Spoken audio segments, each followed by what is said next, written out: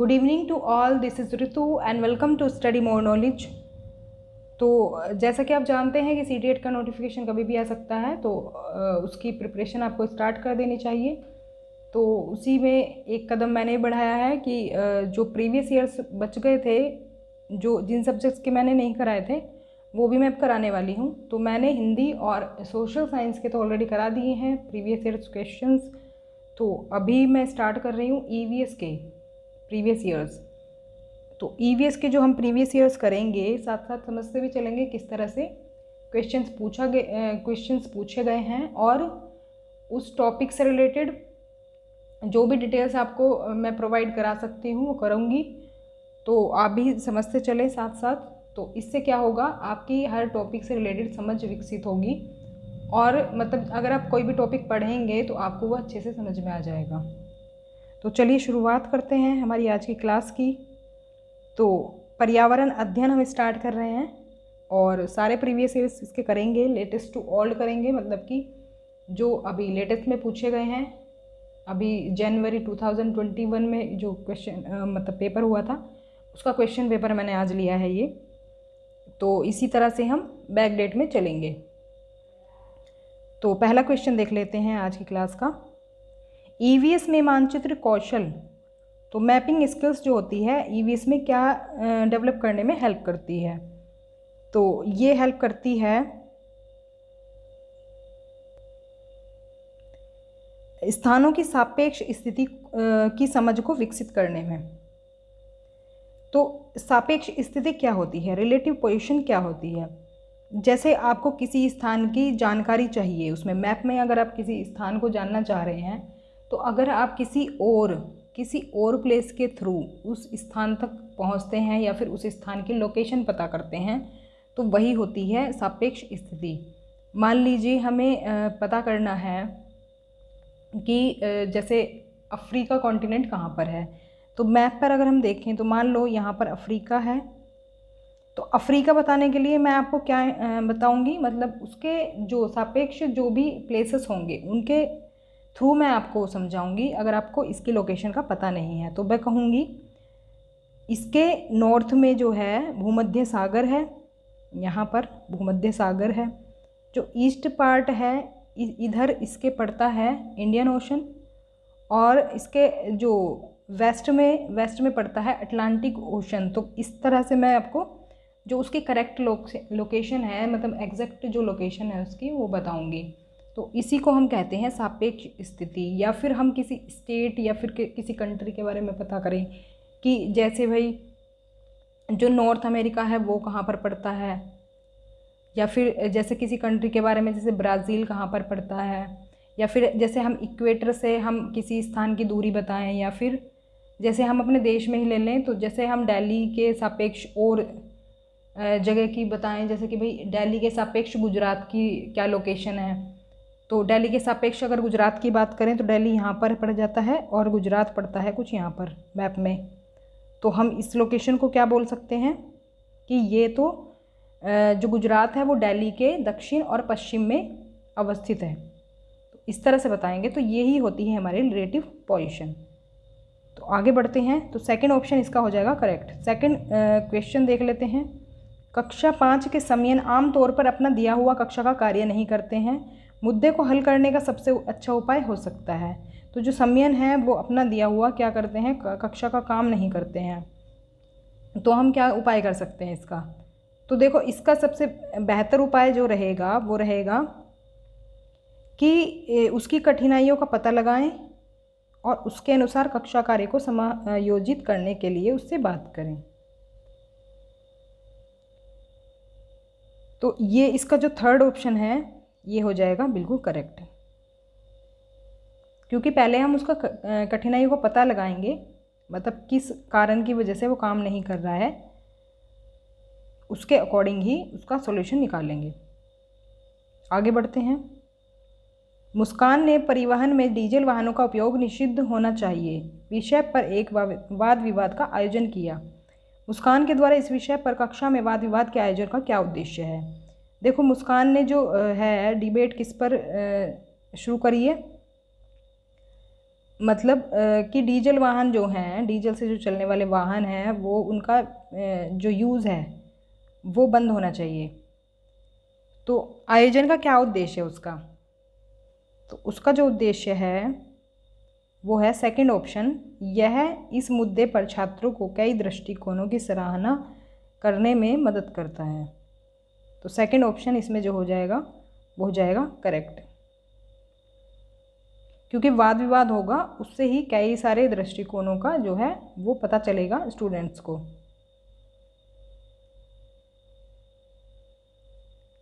कुछ हजार साल पहले भारत में तालाबों के निर्माण के अल बिरूनी के अवलोकन के आधार पर कक्षा 5 के ईवीएस के पाठ्य पुस्तक में एक अनुच्छेद है। इस अनुच्छेद को शामिल करने का क्या उद्देश्य होगा? अनुच्छेद मतलब पैराग्राफ। तो कुछ हजार साल पहले भारत के जो तालाबों के निर्माण हुए थे, अल बिरूनी के अवलोकन के आधार पर आपको ये बताना है कि इस अनुच्छेद को शामिल करने का उद्देश्य आखिर क्या है। तो इसका उद्देश्य अगर हम देखें तो ये हो सकता है, इसमें ऑप्शंस दिए हुए हैं तो कई सारे आंसर होंगे इसमें। तो इसका जो है फोर्थ ऑप्शन करेक्ट हो जाएगा, ए, सी और डी। सेकंड नहीं होगा इसमें, सेकंड को छोड़कर बाकी सब हो जाएंगे, फर्स्ट और ये थर्ड और फोर्थ, फर्स्ट, थर्ड और फोर्थ। ईवीएस की एकीकृत प्रकृति सहायक है, तो ये सहायक किसमें है? ये हो जाएगा फोर्थ ऑप्शन। पाठ्यचर्या के भार को कम करने और शिक्षार्थियों को सार्थकतापूर्ण सीखने में, तो फोर्थ ऑप्शन इसमें हो जाएगा करेक्ट आंसर। निम्नलिखित में क्या ईवीएस में आकलन का एक व्यापक संकेतक नहीं है? तो ईवीएस असेसमेंट का कौन सा एक ब्रॉड इंडिकेटर नहीं है, ये बताना है। तो ये हो जाएगा कंसेप्ट मैपिंग, अवधारणा मानचित्रण।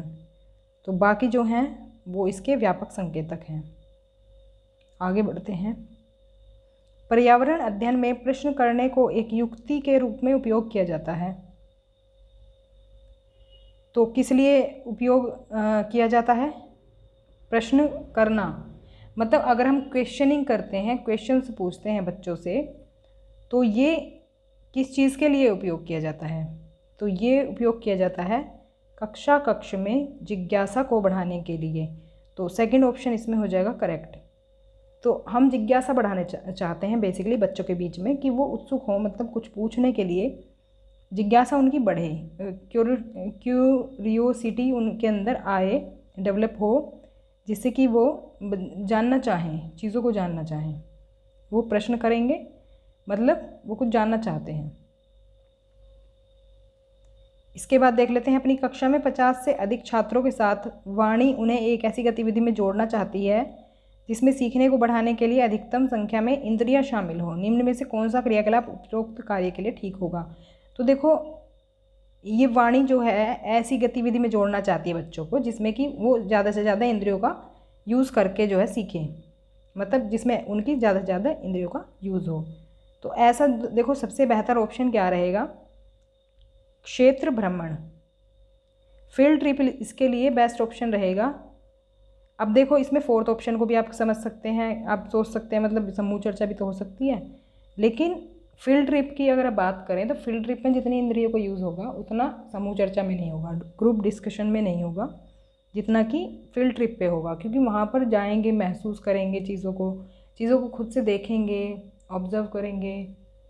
तो फील्ड ट्रिप जितना ज़्यादा मतलब इंद्रियों को शामिल करेगा, जिसमें उसमें जितनी ज़्यादा सेंसेस का हमारे यूज़ होगा उतना समूह चर्चा में नहीं होगा, ग्रुप डिस्कशन में नहीं होगा। आगे बढ़ते हैं। इकरा अपने शिक्षार्थियों को ईवीएस में समाचार पत्रों और पत्रिकाओं को पढ़ने के लिए क्यों प्रोत्साहित करती है? तो देखो, बच्चों को वो क्या कहती है कि भाई न्यूज़पेपर पढ़ो या फिर मैगजीन्स पढ़ो, तो उसके लिए प्रोत्साहित करती है। ऐसा क्यों करती है वो? ऐसा वो इसलिए करती है क्योंकि ये शिक्षार्थियों को उनके अपने संसार से जुड़ने में क्या करते हैं? सहायता करते हैं। तो फोर्थ ऑप्शन इसमें हो जाएगा करेक्ट। अब देखो, न्यूज़पेपर अगर बच्चे पढ़ेंगे या मैगजीन्स पढ़ेंगे, उसमें क्या रहता है? न्यूज़ रहती हैं आसपास की, अपने जो दुनिया है आसपास की उसके बारे में खबरें होती हैं, जो रियल जो वर्ल्ड है उसकी खबरें होती हैं, तो वो क्या करेगा, जो न्यूज़पेपर्स या मैगजीन्स हैं उनको अपने संसार से जुड़ने में क्या करेंगे, सहायता करेंगे। मतलब वो जान पाएंगे कि हमारे आसपास आखिर हो क्या रहा है। नेक्स्ट क्वेश्चन देख लेते हैं। नीचे दिए गए कौन से एक राज्य में तोरांग का अर्थ है जंगल? देखो इसमें आ जाएगा सेकंड ऑप्शन झारखंड। तो तोरांग जो है ये कुडुग लैंग्वेज का एक वर्ड है, तो इसका अर्थ जो है वो है जंगल, जो कि झारखंड में ये शब्द यूज़ किया जाता है जंगल के लिए। सेकंड ऑप्शन इसमें हो जाएगा करेक्ट। अब देखो ये जो क्वेश्चन है इसमें आप देख सकते हैं ये डायरेक्शन और डिस्टेंस का क्वेश्चन पूछ लिया है इसमें, मतलब रीजनिंग का भी क्वेश्चन इसमें ही पूछ लिया है। तो देखो वो कहते हैं ना एक दूसरे से सब्जेक्ट इंटरेक्ट करते हैं, मतलब एक दूसरे का रिलेशन होता है एक दूसरे से सब्जेक्ट्स का, या फिर हम एक दूसरे सब्जेक्ट के थ्रू सीखते हैं। तो देखो इसमें रीजनिंग का भी यूज़ हुआ है। आपका घर एक्स पॉइंट पर स्थित है और आपका विद्यालय वाई पर स्थित है। यद्यपि आपका विद्यालय ठीक सामने है परंतु बीच में व्यस्त राजमार्ग होने के कारण आप सीधे नहीं जा सकते हैं। तो क्या करेंगे, हम दूसरी तरफ से घूम के जाएंगे। अब इसमें बताया हुआ है कि हम कैसे जाएंगे, तो साथ साथ हम बना लेते हैं, तो उससे क्या होगा, ईजी रहेगा। तो देखो हमारा घर तो है यहाँ पर एक्स पॉइंट, मान लो ये आपका घर है, तो एक्स लिख लेते हैं हम यहाँ पर, एक्स पॉइंट हो गया ये, और ये हो गया वाई पॉइंट, ये हो गया वाई।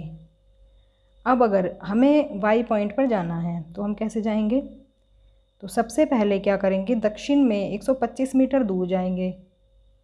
मतलब ये वाला जो पॉइंट है यहाँ से हम दक्षिण में 125 किलोमीटर जाएंगे, यहाँ तक बना लेते हैं 125, तो ये हो गया 125 मीटर। इसके बाद दिया है फिर ठीक पूर्व में 100 मीटर लंबा सुरंग पाथ तय करते हैं, पार करते हैं। तो ये हो जाएगा यहाँ से यहाँ तक, ये हो जाएगा 100 मीटर दिया हुआ है, 100 मीटर दिया हुआ है ये। इसके बाद अंत में आप ठीक उत्तर में 125 मीटर दूरी पर वाई पर अपने विद्यालय पहुंचते हैं। तो आप जो है ऐसे जब जाएंगे तो आप अपने विद्यालय पहुंच जाएंगे। हमने जो ये यहाँ पर बनाया है इसको हम यहाँ पर बना देते हैं, तो ये आ गया कौन सा, वाई पॉइंट आ गया है। तो ये कितना दूर है, 125 मीटर। तो अगर आप देखें तो ये वाली दूरी और ये वाली दूरी बिल्कुल इक्वल है। तो अब हमसे क्या पूछा गया है, वाई पर विद्यालय के सापेक्ष एक्स पर आपका घर कहाँ है। सापेक्ष मतलब अकॉर्डिंग टू स्कूल आपका जो है घर कहाँ पर है। मतलब अगर विद्यालय से देखा जाए तो आपका घर कहाँ पड़ेगा, मतलब यहाँ से और यहाँ की दूरी हमसे पूछ ली गई है, ये बीच वाली दूरी। अब आप एक चीज़ गौर करें, ये नीचे डिस्टेंस दिया हुआ कितना मीटर है, ये 100 मीटर। तो ये इक्वल ही तो है, इक्वल इसलिए है क्योंकि ये वाली दूरी हमारी इक्वल थी साइड वाली, तो ये भी तो इक्वल हो जाएगी। अब ये इक्वल हो जाएगी तो ये नीचे कितना दिया हुआ है, 100 मीटर, तो ये भी 100 मीटर हो जाएगा। तो हमारा आंसर क्या निकलेगा, 100 मीटर हो जाएगा। ऑप्शन में कहाँ पर है ये, और देखो इसमें डायरेक्शन भी बताना है। तो विद्यालय हमारा इधर है ईस्ट की तरफ, तो घर कहाँ हो जाएगा, वेस्ट की तरफ। तो ये फर्स्ट ऑप्शन इसमें हो जाएगा करेक्ट। आई होप कि समझ में आ गया होगा क्वेश्चन आपको। अगर अपने ध्यान से देखा हो, नहीं समझ में आया तो दोबारा से देखें। तो 100 मीटर ठीक पश्चिम में आंसर हो जाएगा। आगे देख लेते हैं क्वेश्चन। आज हम मिर्ची के बिना भोजन की कल्पना भी नहीं कर सकते हैं, इसे व्यापारी हमारे देश में लाए थे।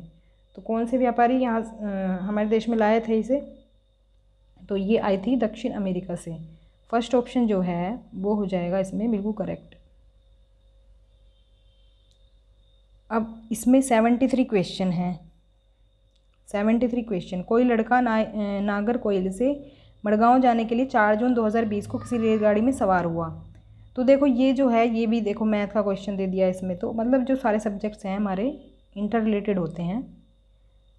और यह रेलगाड़ी जो है 22:30 बजे नागरकोइल से चली और 6 जून 2020 को 4:30 बजे मडगांव पहुंची। यदि इस समय अंतराल में रेलगाड़ी ने 1145 किलोमीटर दूरी तय की तो रेलगाड़ी की औसत चाल लगभग क्या थी। देखो इसमें सॉल्व करने में टाइम लग जाएगा, तो मैं सिर्फ आपको आंसर बता देती हूँ। ये हो जाएगा fourth option, 38.5 kilometre. Fourth option जो होगा वो हो जाएगा बिल्कुल करेक्ट, ये वाला होगा करेक्ट आंसर। नीचे दिया गया कौन सा कथन मधुमक्खियों और छत्तों के विषय में सही नहीं है। देखो ये हो जाएगा फोर्थ ऑप्शन। क्यों? क्योंकि नर मक्खियाँ जो होती हैं वो छत्तों के लिए महत्वपूर्ण नहीं होती। क्यों नहीं होती? क्योंकि जो काम है उसमें ज़्यादातर मादा मक्खियाँ ही करती हैं। जो रस वगैरह जो इकट्ठा करना होता है फूलों से, वो सब क्या मादा मक्खियाँ ही करती हैं। तो नर मक्खियाँ इसलिए ज़्यादा महत्वपूर्ण नहीं होती हैं। तो इसलिए ये जो लिखा हुआ है अत्यंत महत्वपूर्ण होती हैं, ये हो जाएगा गलत, क्योंकि हमसे सही नहीं पूछा है। फोर्थ ऑप्शन इसमें हो जाएगा बिल्कुल करेक्ट। हमारे देश का संविधान निम्नलिखित में से किसके नेतृत्व में बनाया गया था। तो ये तो सभी को पता है, ऑप्शन नंबर 1 हो जाएगा करेक्ट बिल्कुल, बाबा साहब अम्बेडकर। आगे बढ़ते हैं। पौधों के लिए किए जाने वाले नीचे दिए गए कार्यों पर विचार करें। तो ये कार्य किसके हैं? जड़ों के हैं ये। तो मतलब इसमें से हमें जड़ों के कार्य बताने हैं। जड़ों के कौन से कार्य हैं? तो इसमें जो जड़ों के कार्य हैं वो हैं बीज छोड़कर बाकी सभी हैं। पौधों को सहारा देना भी जड़ का काम है। भोजन संचित या भंडारण करना भी, पानी और खनिजों को भी अवशोषित करना, ये भी काम है। तो मतलब बी ऑप्शन इसमें होगा करेक्ट, सेकंड ऑप्शन। ए, सी और डी। निम्नलिखित में से कौन सा एक भारत का संघ शासित प्रदेश नहीं है। तो साफ साफ दिख रहा है मणिपुर है, जो कि स्टेट है, ये यूनियन टेरिटरी नहीं है। फर्स्ट ऑप्शन इसमें होगा करेक्ट। निम्नलिखित में से कौन से कच्चे तेल के उत्पादक हैं। तो ये हो जाएगा गुजरात और तमिलनाडु। फर्स्ट ऑप्शन इसमें होगा करेक्ट। इसके बाद देखो, निम्नलिखित में से पक्षियों का वह समूह और जिसका प्रत्येक सदस्य हमारी तुलना में 4 गुना अधिक दूरी की वस्तु को देख सकता है। मतलब जिनकी नज़र बहुत तेज़ होती है उन पक्षियों का हमें बताना है। मतलब हमारी तुलना में वो 4 गुना ज़्यादा तेज़ी से देख सकते हैं चीज़ों को। मतलब दूरी से भी अगर हम देखें तो दूरी से भी देख सकते हैं वो। तो ये हो जाएगा सेकंड ऑप्शन, बाज, चील और गिद्ध। नेक्स्ट क्वेश्चन देख लेते हैं। पोचमपल्ली भारत के दक्षिणी राज्य का एक कस्बा है जो सुंदरता से डिज़ाइन की गई चमकदार रंगों की पोचमपल्ली साड़ियों और विशेष प्रकार की बुनाई, जिसे भी पोचमपल्ली ही कहते हैं। मतलब जो बुनाई है उसको भी पोचमपल्ली कहते हैं। और पोचमपल्ली साड़ी हैं और पोचमपल्ली ही देखो टाउन का भी नाम है। तो यह कस्बा किस राज्य का भाग है। तो ये है तेलंगाना का भाग। तो फर्स्ट ऑप्शन इसमें हो जाएगा करेक्ट बिल्कुल। इसके बाद देख लेते हैं। निम्नलिखित में से खाद्य पदार्थों के उस समूह को चुनिए जिसके प्रत्येक सदस्य में लौह तत्व प्रचुर मात्रा में होता है। तो ये है फोर्थ ऑप्शन, आंवला, पालक और गुड़। आंवला, पालक और गुड़ हो जाएगा करेक्ट। तो प्रचुर मात्रा में इनमें आयरन पाया जाता है। निम्नलिखित में से किसने मटर के पौधे के साथ प्रयोग किए और यह पाया कि मटर के पौधे में कुछ ऐसे लक्षण होते हैं जो जोड़ियों में पाए जाते हैं। तो ये जो है ये किया था प्रयोग जॉन मेंडल ने। फोर्थ ऑप्शन हो जाएगा बिल्कुल करेक्ट इसमें। नेक्स्ट क्वेश्चन है। नीचे दिए गए किस राज्य के ग्रामीण लोग अपने ढालू छत वाले लकड़ी के मकान मजबूत बांस के खंभों पर धरती से 3 से 3.5 मीटर की दूरी पर, मतलब ऊंचाई पर बनाते हैं। देखो ऊंचाई पर बनाते हैं घर, बांस पर टिका रहता है घर। तो ये है असम। फर्स्ट ऑप्शन करेक्ट होगा।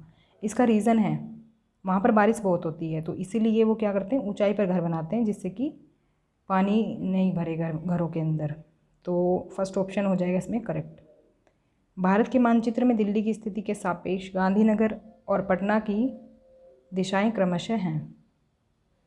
तो देखो सापेक्ष स्थिति अभी मैंने समझाई थी आपको स्टार्टिंग में ही। सापेक्ष स्थिति मतलब किसी लोकेशन के थ्रू दूसरी लोकेशन का पता लगाना। इसको देखो, इसको कैसे करेंगे।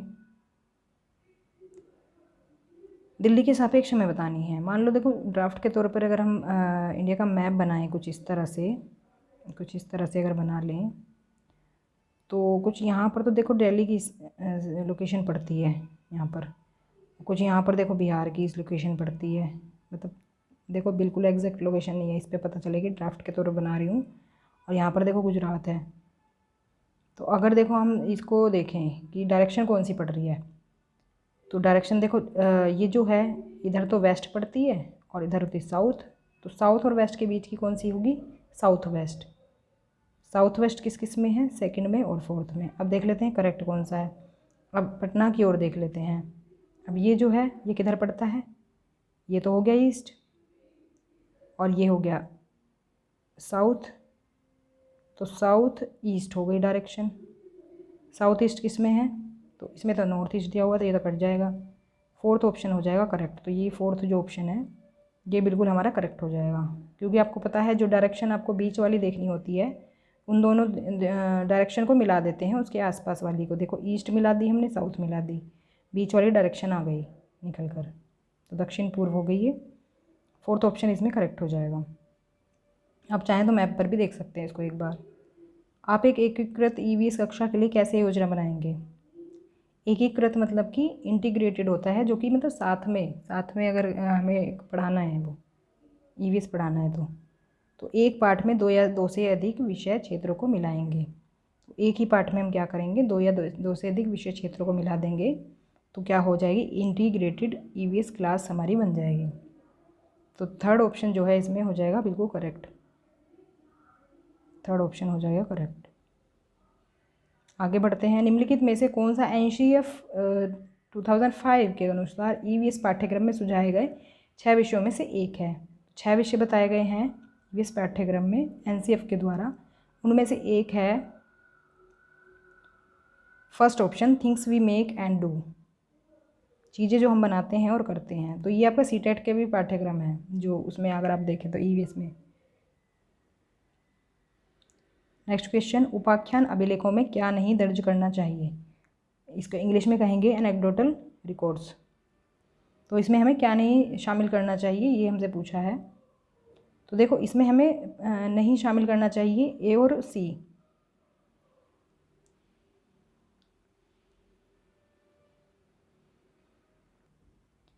सॉरी, इसमें ए और बी आ जाएगा, ए और बी।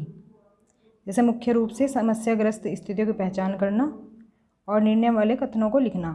तो ए और बी जो है इसको हम शामिल नहीं करेंगे, बाकी शामिल करेंगे। देखो एनेक्डोटल रिकॉर्ड्स क्या होते हैं, ये होते हैं जो कि छात्रों के व्यवहार का अवलोकन करते हैं या फिर छात्रों के व्यक्तिगत अवलोकन करते हैं, वो शामिल होता है एनेक्डोटल रिकॉर्ड्स में।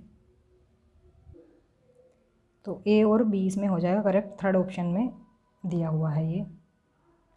नेक्स्ट क्वेश्चन है, स्मिता अपने शिक्षार्थियों को कार्य से संबंधित लैंगिक विषमता और रूढ़िवादी छवियों के प्रति संवेदनशील करना चाहती है। स्मिता को निम्नलिखित में से अपनी कक्षा में क्या करना चाहिए। तो देखो इसमें सेकंड ऑप्शन बिल्कुल करेक्ट है, एक छात्र की माँ को कक्षा में आमंत्रित करें जो ऑटो चालक है। अब जैसा कि आप जानते हैं जो ऑटो ड्राइवर हैं उनके लिए जो अक्सर किसी के मन में छवि उभर कर आती है वो पुरुषों की छवि उभर कर आती है। लेकिन अगर आप किसी छात्र की माँ को ऑटो चालक के रूप में इंट्रोड्यूस करेंगे, मतलब उसको आमंत्रित करेंगे तो और बताएंगे कि ये ऑटो चालक हैं, तो क्या होगा, उससे एक तरह से रूढ़िवादी जो छवि बनी हुई है कि पुरुष ही इस काम को कर सकते हैं तो वो टूटेगी। या फिर लैंगिक क्षमता जो है, तो कि लड़कियां ये काम नहीं कर सकती या लड़कियां वो काम नहीं कर सकती, तो वो जो छवि एक तरह से बनी हुई है वो टूटेगी और उस दायरे से बाहर बच्चे सोच पाएंगे। पुनीत ने अपनी कक्षा 5 के शिक्षार्थियों को मानव शरीर की एक रूपरेखा दी और उन्हें भोजन विषय पढ़ाने से पहले पाचन तंत्र को बनाने को कहा। तो पुनीत क्या चाहता था, क्योंकि उसने शरीर की एक रूपरेखा दी और भोजन विषय उसने भी पढ़ाया नहीं है, उससे पहले कहता है कि भाई पाचन तंत्र बनाकर दिखाओ। तो वो क्या करना चाह रहा है, तो पाचन से संबंधित वो शिक्षार्थियों के विचारों को प्राप्त करना चाह रहा है। फोर्थ ऑप्शन इसमें करेक्ट हो जाएगा।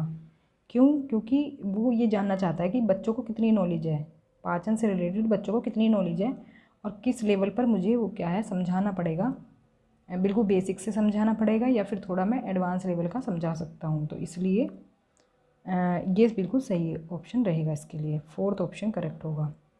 निम्नलिखित में से क्या रचनात्मक आकलन के संबंध में सही नहीं है? तो देखो ये सही नहीं है, थर्ड ऑप्शन, रिपोर्ट कार्ड के प्रत्येक तिमाही में इसकी सूचना दी जानी है, तो ये बिल्कुल गलत है। क्यों? क्योंकि ये असेसमेंट ऑफ लर्निंग नहीं है, मतलब सीखने का आकलन नहीं है ये, बल्कि सीखने के लिए आकलन होता है, फॉर्मेटिव असेसमेंट, और जिसको कि हम लर्निंग के दौरान ही करते हैं। किस लिए? जिससे कि टीचिंग में सुधार किया जा सके या फिर लर्निंग प्रोसेस को सुधारा जा सके कि लर्निंग प्रोसेस में तो कोई कमी नहीं है, तो वो हम क्या है लर्निंग के दौरान ही करते हैं। तो ये किसी लर्निंग के बाद हम नहीं करते हैं, लर्निंग के दौरान ही करते हैं। तो इसलिए रिपोर्ट कार्ड प्रत्येक तिमाही में इसकी सूचना नहीं दी जानी चाहिए, तो ये गलत होगा इसके लिए। थर्ड ऑप्शन इसमें रहेगा इसके अकॉर्डिंग हमारा सही आंसर। तो ये थे हमारे ईवीएस के क्वेश्चंस जनवरी 2021 के, जो अभी जनवरी में एग्ज़ाम हुआ था। तो और भी हम प्रीवियस ईयर्स करेंगे और इसी तरह से एक्सप्लेनेशन भी समझेंगे। तो मिलते हैं नेक्स्ट क्लास में, तब तक के लिए stay connected and keep watching study more knowledge.